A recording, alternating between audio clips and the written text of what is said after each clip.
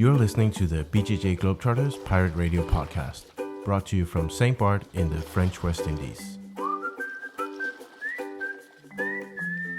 We talk jiu-jitsu, traveling, and people who do things a bit different in life. I am your host, Christian Graugard.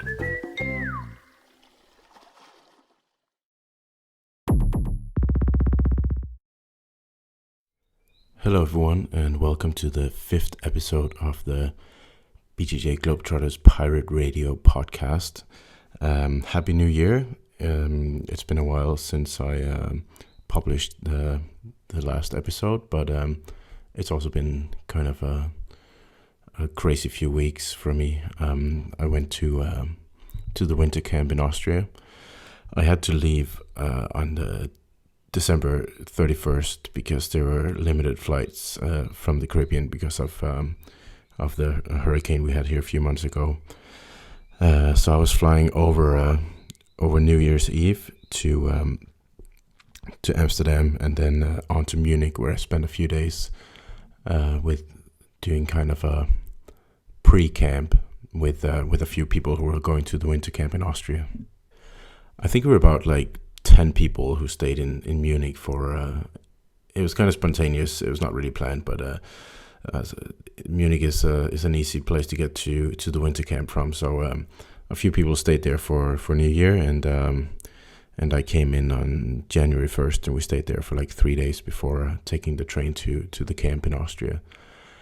The train ride is about like, I think it was like 3 hours to get there, and just beautiful going through the Austrian Alps with the snow and everything. It's the 4th year we did the winter camp, and I think it just keeps getting better. I mean, it's supposed to get better every time. It wouldn't be good if it got worse. So we extended it with an extra day this time, which I think was really good because winter camp has always been kind of the most intense camp of all. Mainly due to, you go skiing or snowboarding all day long, and then jiu-jitsu in the evening, and then quite a lot of people choose to go out at night. So you do that for four days. That's pretty intense.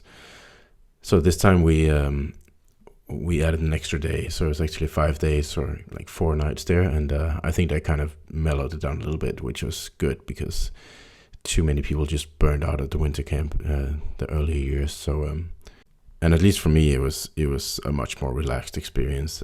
I really got to enjoy snowboarding way more since I wasn't as tired as I usually am there. So anyway, the camp was great, and again, due to limited flight schedule, I had another week in Europe after that. I went around to visit some friends and check out some places. So it was almost 2 weeks for me on the road, and it's kind of nice to be back and get those strange devices off my feet that some people call socks. Anyway, this episode, the interview, this episode will be with, it's an interview I did at the camp here in St. Bart about a month ago, or actually a little bit more. It's with one of the instructors. If you've been to the camps in the last few years, you probably know Bruno Matias, big Brazilian guy.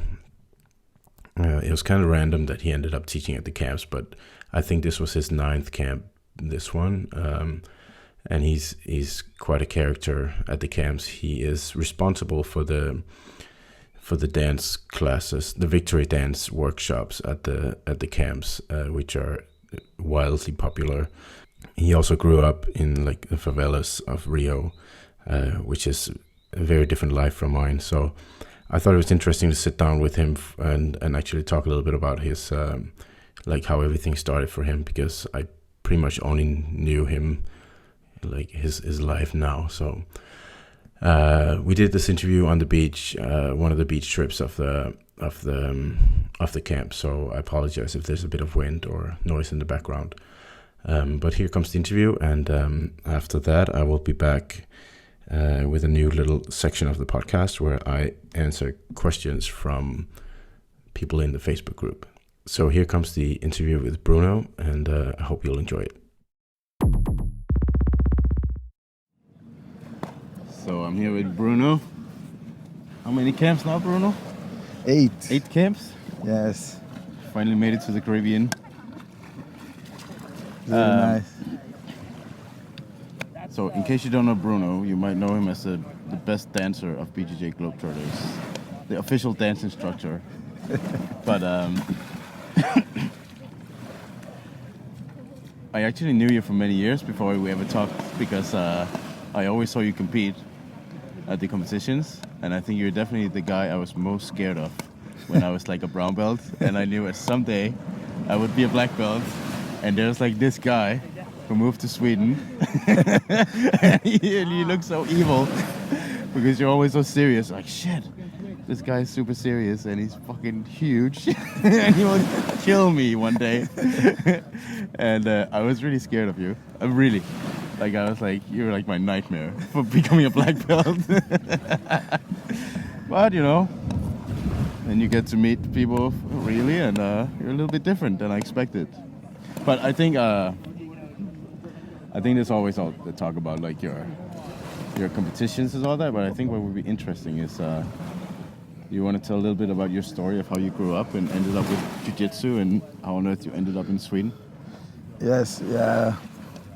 I started like jiu-jitsu 95, 96. Like crazy story, like, because I usually play football before. Mm-hmm. Then I'm a professional playing football indoor in Brazil.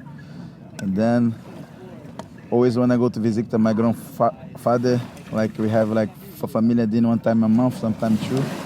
Like just playing around with my sister, and she always kick my ass. And then I say, wait, how big is your sister? Yeah, she 1.16.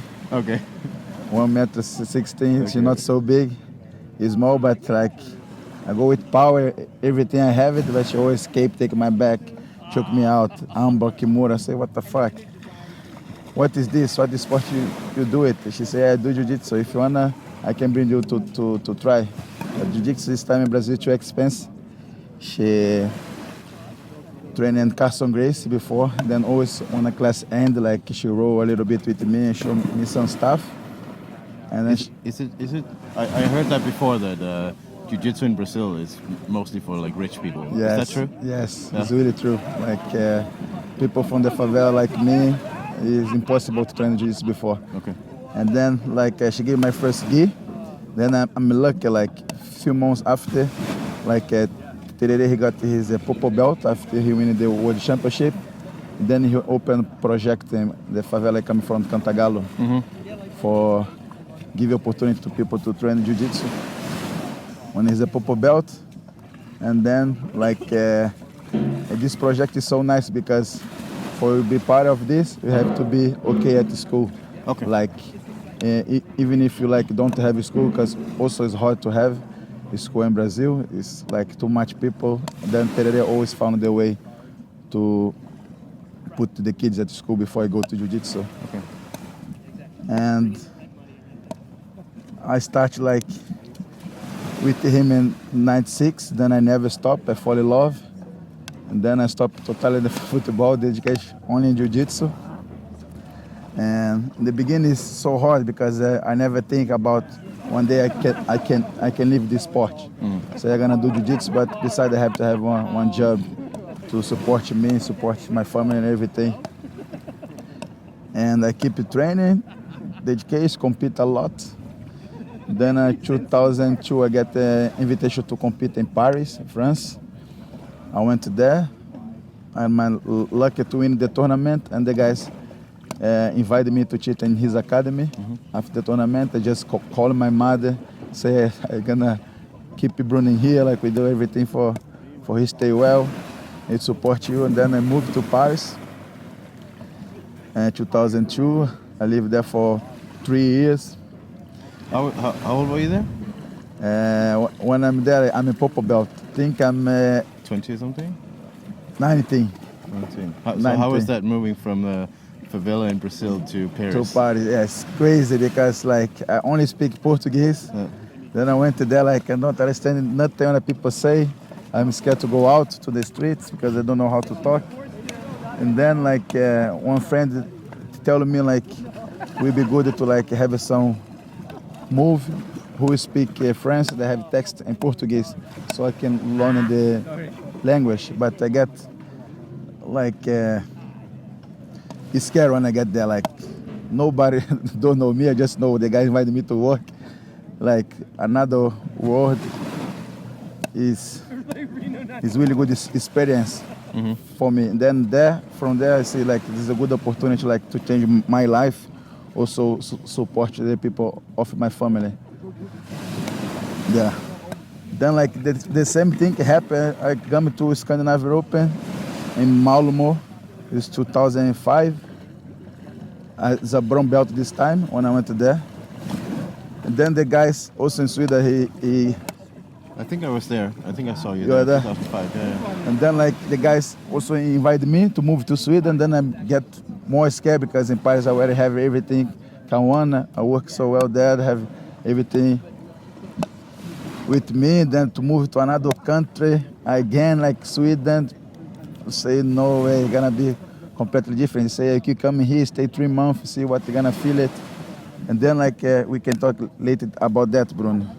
And I say yes. Then I went in Sweden 2006, October 2006, to train myself and everybody from his club to go to the European for the next year.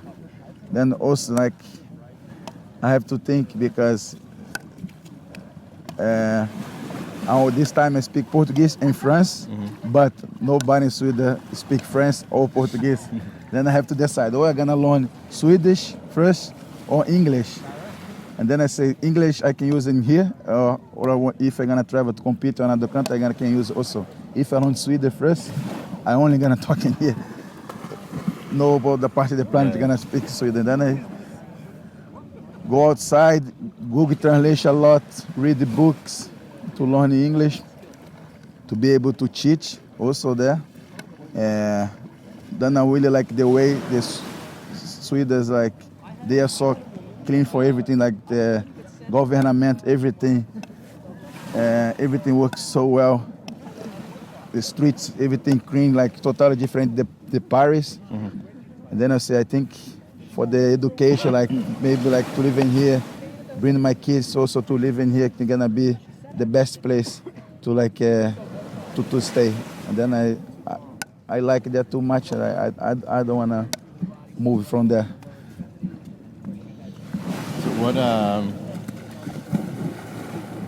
So I think we had very different childhoods.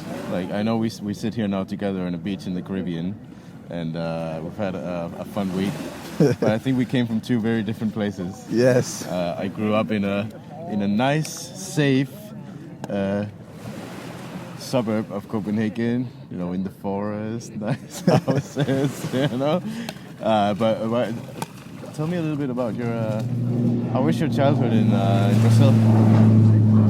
Yeah, like before I had more opportunity to go to Brazil, I go 2 times a year. But now, since I opened my own gym with Robinson Sweden, teach another 2 academy, it's becoming more hard to go visit them. And then I go only 1 time in a year. It for me is really hard because I have 1 month, maximum 1.5 months with them. But for next year, 2002, I already fix all the paper for my older one coming to live with me in Sweden. Next year he come. And it's so hard because I want to be with them 24 hours and like make them happy, give everything they need. Always like talk with them and FaceTime and WhatsApp. And like when I went there for visit them, they like the 2 days before I leave is more hard because they ask when I gonna come back, and then I don't have a date. They cry, ask for me stay, or ask for go with me. It's like my heart is broken. But they now they grow so fast. They start to understand more because this is really good also for me and for all of them. They think I have been done now, work hard, because in Jiu-Jitsu you don't have like a long period. They're gonna be like good competitor or what I say, yeah. Then I try to build my academy or my home gym, everything, for they can have a better life than I have before. Because since I'm 10, 11, like my mother is alone with my sister, and then like I have to start work early to help her, like to park the car or take somebody like bags when I go up to the favela to help, to have some little money. And then like I lose a lot, like the time you're supposed to play, do like have some fun with some friends. I didn't have it because I have to help my mother. And today, like they have everything, like they of course they at the school, they play game, they have fun with his friend, like they call me when they need something, they wanna like travel with the school with some friend, like they think I don't have, I wanna give them everything possible, and then like I'll make their life more easy than I have no hard life like I have. If for me, like right now, I'm so happy to see like they develop, they're big, like they have been done really well, and more easy now also for them understand like I'm like decided to move, most like to work hard and to support all of them. Yeah. Do you think was it dangerous when you were a kid? I mean, did you live in a bad place or? Yeah, this live in the favela. Most of the time they have like a fight with the traffickers and police. Like my mother have to go to work like 6 in the morning, go back like 7, and in the evening, like I have to be responsible. I have to do like the work my father is supposed to do, but he moved our house. I'm 4 years old, my sister 2. And then like I have to be the father of the house also. I'm only the man there. Then when my mother go to work, then they have like gunshot, people running, jumping your roof. Then you can't say anything. Some traffickers sometimes go inside the house to hide themselves for the police. Then we can't put them out, can't kick them out, do nothing, have to be quiet. And this like is really hard, really hard. The first thing when I moved to Sweden, like to Paris first, and then Sweden, to buy one house for my mother to bring her out from there. But like she loved that place, like she don't wanna move. She said, I live in here like for a long time, Bruno. I think gonna be so hard for me to start the life in apartment. You know, I like to put high meals, carry my friend around in the weekend. Then I don't wanna move, but yeah, it's like I have a tough life when I'm a kid. Do you have any contact with your father or? Yeah, I still have contact with them. Even my sister, this bring me to the jiu-jitsu. Like last year, she had a really good idea. I said, Bruno, let's make plan. Every year we come to Brazil. We make like the dinner we had before, and our grandfather, she's died. And then I say, yeah, it's gonna be really good to meet everybody because it's so hard to go. Then in Brazil, sometimes I travel, I don't see nobody.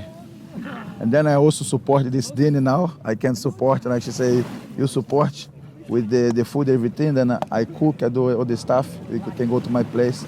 Then like last year we already did. Then we met everybody from the family, all my father kids, and like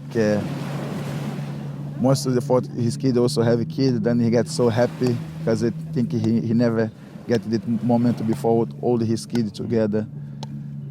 Yeah, it's really nice. Now we're gonna keep doing this like one time any year. Where do you think you would have been today if you didn't go to that competition in Paris? Yeah, I think it's gonna be tough because in Brazil we have a lot of good black belts, and if you go to Copacabana, like the academy, like De La Riva, Carson Grace, Alliance, checkmates, like 100 meters each other, like it's too much concurrence. It's really hard to live with jiu-jitsu in Brazil, even if you're tough like 5 times world championship, 10 times world championship, doesn't matter. That's really hard to be. We have a good economy with jiu-jitsu there. If I don't have this opportunity with Paris, I don't know maybe where I gonna be right now. But this project, I believe a lot of this project already have been done because Jiu-Jitsu is changing my life, and like I have right now like 90 friends start with me in this project. They live all over the world, like Singapore, London, one in Sweden. In France, they have one too. We come from this project, and before, Esterere was the only one to help like 100 kids. It's really hard for him. We see everything when he started the project. But today, since we live everybody in Europe, now everybody's a black belt. This project we have also page in the Facebook for everybody seeing it. And when people help us, we always put picture out, put the name of the people who help us. Like all the kids also, we do the same, like, because when you go to competition before, our mother pay for the competition, but we don't have the money for the transport to get in the competition or for the lunch, because we spend the whole day, and then like we bring some like biscuit or some sandwich we make at home. We stay all day in the competition. It's really hard. And then we plan for the kids don't pass this hard also, like we did in the beginning. The kids in our project, they have everything like new gi, like we pay for the 10 top one who compete more. We pay the tournament. Next year for the European, 6 from the favela de Cantagalo. We manage like to collect money, put money together. We also have account to bring it to fight in the European Championship. After the European, they're gonna stay like 3 months at my place in Stockholm. So the same project, it's the same project that's still running? Yeah, still running, and now it's not only today. Now we have 7 people that care about this project, and we get more stronger help. Yeah, we have 6 boys gonna come to compete European. 3 of them gonna stay, like I said, 3 months at my place, just for go around compete in Europe. Mm-hmm. Also have some seminar. Then after the Grand Slam in London, they go back to Brazil. I've seen some of these kids at the competition sometimes. I was like, who is this guy? And he just rips everyone apart. It must have been these, because I remember also I was in London, and it was like the same like 2 or 3 Brazilian kids I saw at every competition. They beat all my boys. Do you feel like you're doing something similar now in Sweden? I see you have some really good kids team, and like when you're teaching in Sweden, do you feel like you're doing something? It's not. I know it's not a favela, but I mean there are some kids there too who need some help, right? Yeah. Right now, like at my club, we just begin. We only have take 35 students, but I have planned like to do this because Sweden have a lot of immigrants, and then some of them we can see also they don't have opportunity maybe to train jiu-jitsu because the father have to work to support all their family. I have planned to maybe middle or end of 2018 or 19, give away 5 or 10 place space for they can train from free, and because most the competitors, you can see the good competitors, they come from the this when you don't have too much opportunity, and then somebody give it to you, you don't want to lose. Yeah. Then the place I live in, Anna, close to Solitaria, they have a lot of Arabic and people there. I can see they pass close to the academy, stop. They do 2 classes because it's the first week is from free, but then they don't keep. I believe it's the family that don't have the money to support. But I have this at my head too.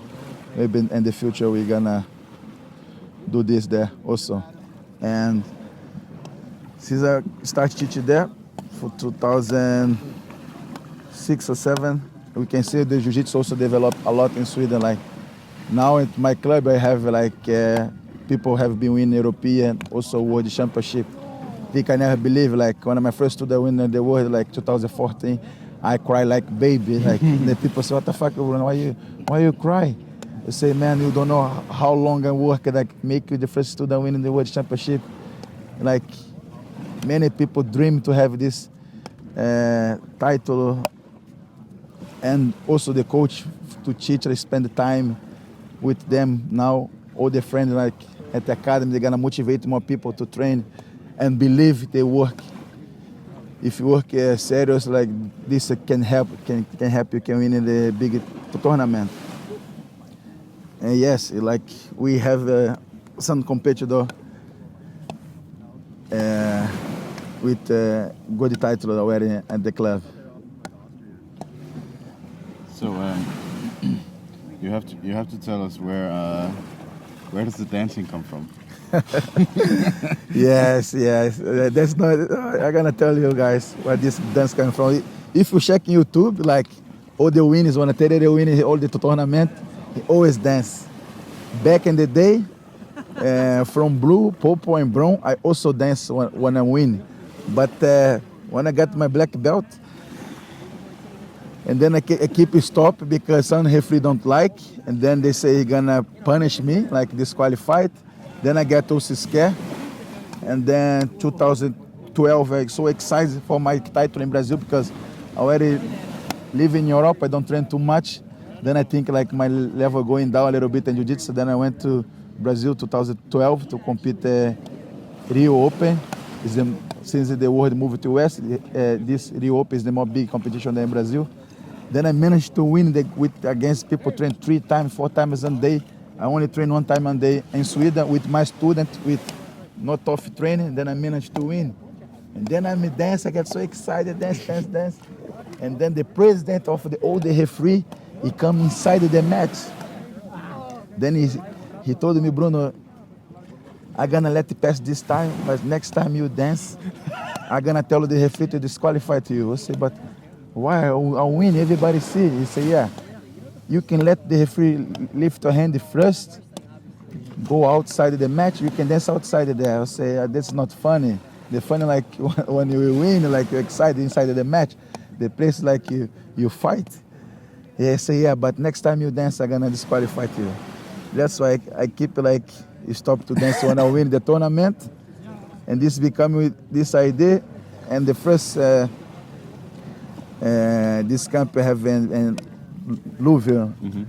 So okay, I have a plan in my head. I think every camp or every seminar I have been doing, traveling around the world, I'm gonna like do some moves. Since I cannot do more in the competition, I'm gonna do in the camp and the seminar. And this has been, it's so funny because the people like too much. We have a lot of fun. Yes, I'm enjoying a lot.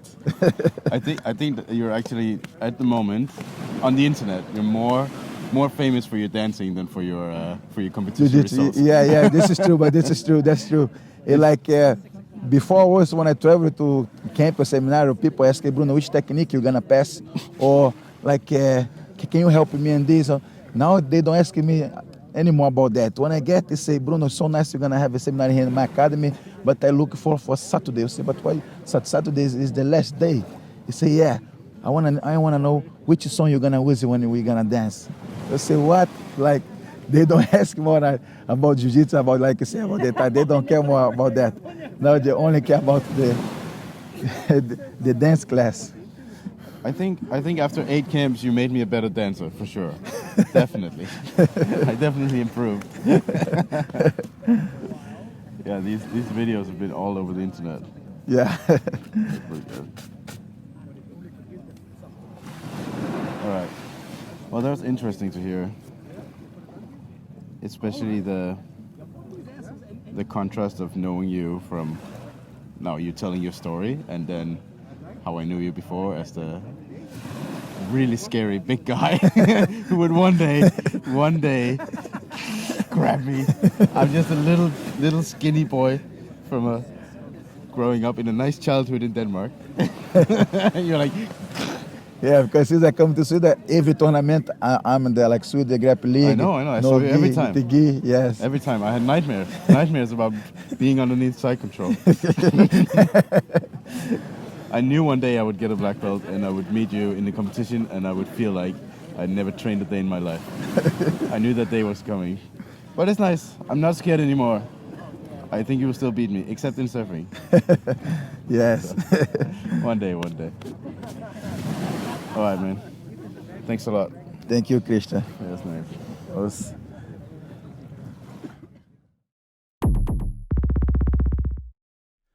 All right, I am back in the basement, and as you all know, when you get a black belt in Jiu-Jitsu, you also automatically become a life coach. That is kind of common knowledge. So I might, call this section of the podcast the Christian's Life Coach Corner or something, or maybe not. Anyway, I posted on the Globetrotters Facebook group a while back asking if anyone had questions on anything they would like me to go through in the podcast, and I think I got quite a few good ones. But if you have any questions on Globetrotters or on traveling or something, you're most welcome to shoot me an email on mail@bjjglobetrotters.com, and I will see if I can fit it in one of the podcasts soon. So I think I'll just pick like one or two questions per episode, depending on how much time we have, and I'll try to answer them as good as I can. So the first one I just randomly picked from the list was from Carla in Germany. She's been to several camps over the last many years, and she asks, have you ever been scared about stepping into entrepreneurship, which is something that I think about a lot. I have been kind of running and building businesses almost as long as I can remember, at like obviously at different levels. I've done a lot of projects that's been kind of jiu-jitsu and martial arts related, for just the obvious reason that this has been my interest most of my life. So that's kind of where I had the connections and network to make things happen. I've done everything from community websites like before Facebook to I've done a lot of competitions, jiu-jitsu, submission wrestling, both kind of on the beach and indoor competitions, and around Denmark I've hosted a lot of these, and I've done big MMA shows with thousands of spectators. We had like this was kind of before MMA was really mainstream, so we had MMA, but we also had like Muay Thai and all kinds of fights. It was basically fight shows. I did a lot of these for a few years, like really big shows. And obviously I built an academy in Copenhagen with, at some point we had 700 members still running. I left that a few years ago. Before that, I had been involved in building several academies, and just always kind of come up with ideas and try to make them happen. And obviously after I did the academy in Copenhagen, CSA, I kind of moved on to the whole Globetrotters project. But yeah, I've been doing a lot of different things, and also some things that are not directly jiu-jitsu related, but mostly have been in one way or the other. Also, I've done a lot of like computer related stuff, like websites and web development, graphical design. Built a few little companies around that, but nothing that ever really took off. I don't think I had enough of an interest in it, but it was still fun to kind of try and do that. I built web shops and websites and stuff many years ago. But I'm always been fascinated about making things happen, getting an idea and then actually kind of realizing it and doing something about it. And I think that's, in that sense, it's been kind of natural for me to try and, end up building like some sort of businesses. And I did after I finished high school, I did kind of get a job, like a regular desk job, where I worked as a software developer / graphical designer, something kind of in between those two. And it really kind of, it sucked the life out of me. I from the beginning, I didn't really feel like I belonged there at a desk. Like I was, it was really difficult for me to not create anything, which was what I really, had a passion for. On the other hand, it felt kind of nice and safe. Someone was paying me every month, but in reality, looking back, it really was not safe at all. At some point, I quit my job and started building my academy in Copenhagen instead. And obviously, at the time, it was kind of scary to just quit my job and try to rely on generating my own income. But I would say, looking back and how I feel now is, I would, with the lessons I learned from all of this, I would never even think twice about quitting a job and doing something else. I think there are a few things when I talk to people about like being self-employed or building your own business. There are a few things that kind of they always mention that they think are difficult, because I often have people tell me like I could never do what you do, which is kind of true and kind of not true. I think being an entrepreneur or building business it's a skill you can learn. Like it's like a muscle you can train like any other muscle, and it's not like so a few things I hear people say all the time is like you have a natural talent for this, which I think is at some extent true. There is a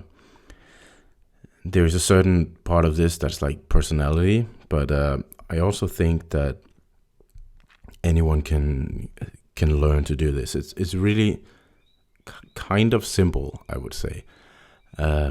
It's an education like anything else. Obviously, you can go to business school and stuff, but what I did at some point was like, okay, I want to learn how to build a business, and really, like anything else, if you want to become an expert in something, expert defined by you're better than 99% of the world's population in that field, it's fairly simple. Anything you want to become an expert in is like, you just go to Amazon, you order the top 10 books on that field, and you read them. And already there, you're way ahead of the field. I mean, that could be obviously any skill, but the same with entrepreneurship. I pretty much just went through 25, 35 books on building businesses and becoming an entrepreneur. And so it's kind of what I do. And that's it. And I would say that was way easier than if I had to go to university or like school for 5 years and study. I'm not sure I could even do that. I can't really sit still in school. I think I always had too many things I wanted to do to kind of keep focus on studying in school. So I mean, that's the first thing. If nothing is keeping you from learning this skill, like any other skill. It's like if I said I can never be an electrician because I'm not born to be an electrician, and really, kind of all I need to do is start reading some books and practicing doing it, and asking someone to tell me how to do it. That could be in school, but it could also be a skill that can be learned just on your own. So I think that's like a fallacy that I think is easily disproven, so to say. I mean, I don't think I had, other than a bit of personality in this, it's like I don't think what I've learned and kind of experienced through trial and error is something that anyone else couldn't do. Obviously, you kind of need the confidence to do it, and then maybe just someone to tell you that, okay, it's actually possible. Read these 10 books and come back to me. I might say that to someone who wants to do something similar to what I do. The other thing is like they will say, maybe I learned, but I'm sure it's gonna fail. I'm sure whatever I try to build is gonna fail. And a really important thing here is that failing is just like in jiu-jitsu. There's no way you're going to be a good competitor without losing a lot of matches. And the same here. To build like a business or be an entrepreneur of any kind, it doesn't have to be like business to make money, but it might as well be like, I don't know, you want to do charity events or big competitions for the sake of having competitions in your area or something. It's not necessarily the measurement of success is not necessarily how much money it makes. Anyway, you have to fail a lot of times to make this happen. Every time you build something that fails, you gain some experience that you can use in the future, and that's really the same with everything else in life, I guess. The magic really happens outside of your comfort zone, and I always draw parallels to jiu-jitsu competitions, and it's kind of the same, or the other way around. I mean, I think I definitely learned most in jiu-jitsu from losing in competition. Everything someone beat me with in competition is something I've become an expert on, and the same in being an entrepreneur. Everything that failed is something that I'm really good at now. So I will say, I think as far back as I can remember, the first business I ever kind of did was in kindergarten. I remember I had this great idea. There was like a playhouse that was 2 stories, and there was a window in the top story, and it was kind of high. I don't know. I was maybe 5 years at this point, so I felt it was high back then, but it probably wasn't. So I had this great idea that if someone would jump out there, I would pay them to do it. And obviously the bigger boys just jumped out all the time, and I was like, yeah, this is great. And then suddenly I owed them some money, and I had to. It was like 1 cent per jump or something, and I remember I had to take some money in my dad's kind of wallet to pay these guys. But I kind of felt like I had built something great there, but it wasn't probably the best business I ever made. But so I paid some boys to jump out of a playhouse. I'm not sure exactly what my logic was when this would be like a great business, but anyway, in terms of making money, that definitely failed. But I think I don't know what the lesson was. You must have some way to make money off of it too, not just spend it. Right. So I mean, there's no way you're gonna build anything without failing. So that's just how it is. The other thing another thing that I hear a lot is like, yeah, but I could never quit my job tomorrow and then just start doing what you do. And I think from the outside, obviously looking at what I do, it can be, I understand how you would think, like, how do you go from like 0 to 100? Like, how do you go from nothing to that? And that's obviously not how it works. Rome wasn't built in a day. What I think is a common and good way to start something up, like let's say a small business, is that you have to do it parallel with something else, and that might be parallel to like a regular job, like I did. I kind of had my desk job, and then on the side I built the academy until it grew to a certain size, and then I could make the switch. But that was years and years of work, and again, running the academy for many years, I kind of parallel to that built up Globetrotters and the whole thing around that, and it took years before I could kind of make the switch from the gym to do what I do now. And I think that's an important point, that this doesn't just happen. Like, you don't just go from nothing to having a business. It's something you build up. Everyone I know who's been building up great businesses is like, they started with something like a small hobby, and then did that on the side while they had another job or something, and then slowly build it up. And at some point it was big enough so they could make the switch. And so it's a long process. I mean, what I do now is built on experiences of being an entrepreneur for more than 20 years. So it's a long process, but you just got to start somewhere. The best. What's that saying?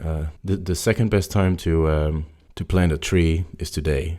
Right? The best one was like 100 years ago, but the second best is always today. So it's the same. Just got to start somewhere and start to build some projects and fail and take those experiences to do other things. And obviously, there's another thing, which is the illusion of financial stability, which is, I think, so people say, I couldn't quit my job because I'm sure I'm going to make money there. Every month someone is paying me. And I remember from having the desk job, like in the beginning, I thought this is great. People actually pay me money every month. I don't have to worry about anything. I can spend it all, and there's another chunk coming in a few weeks. In reality, I think I was always nervous that, I wasn't actually sure if I was just faking it or I was actually good at my job. I didn't really know, if I could deliver what they wanted in the long run. The other thing is, like, what is financial stability? Is it one person who has your entire kind of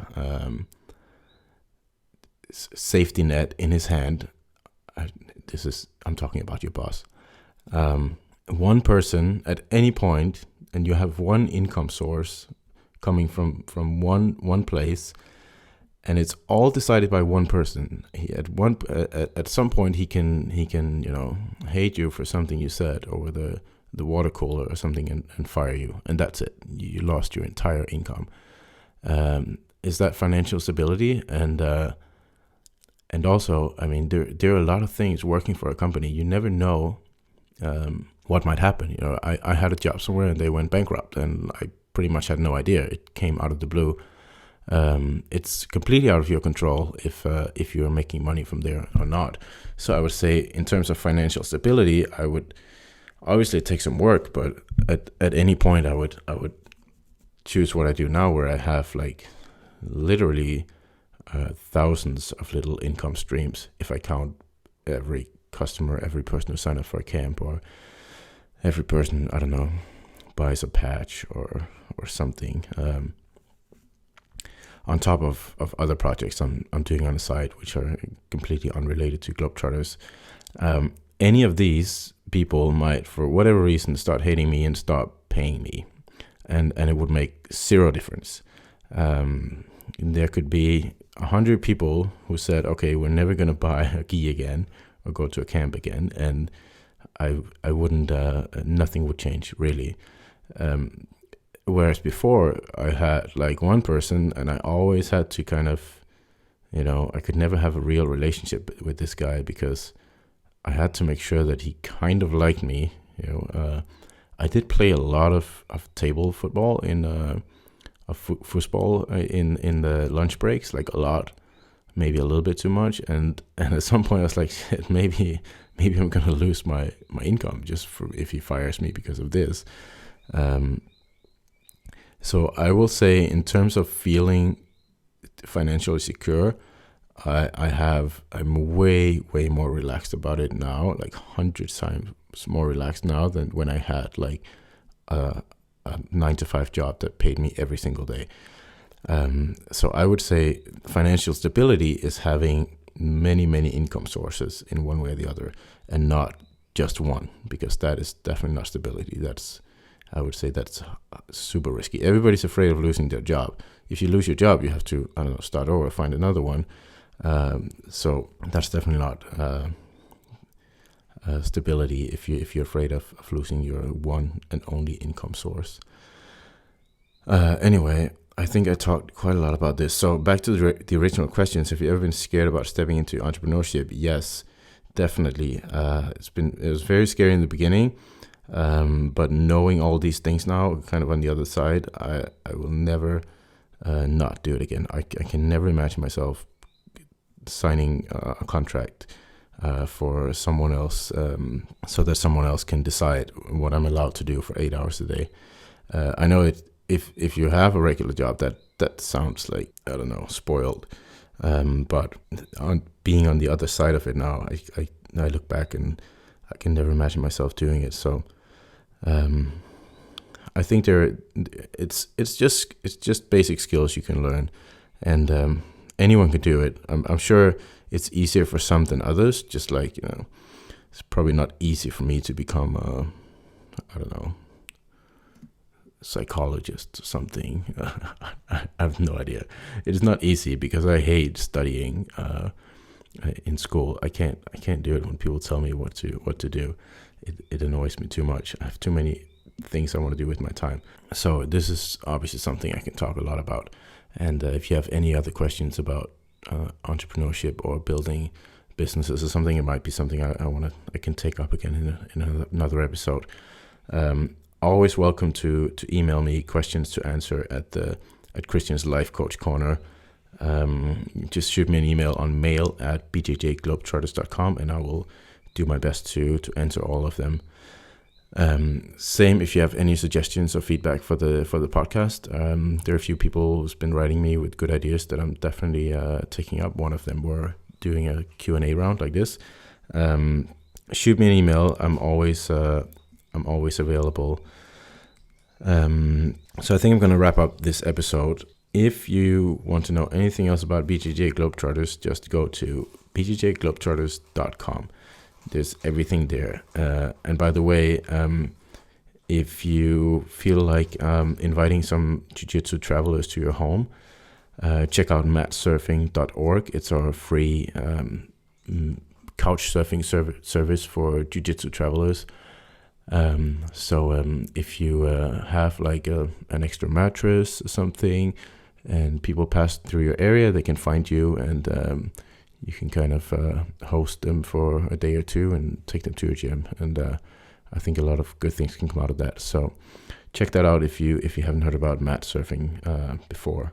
Anyway, so let's wrap it up here, and I will be back with the next episode in a few weeks or something. I have a lot of good interviews stored on my hard drive that I will edit and prepare for future episodes. So again, any questions, ideas, or feedback on the podcast, feel free to shoot me an email, and I will be happy to listen to what you're saying.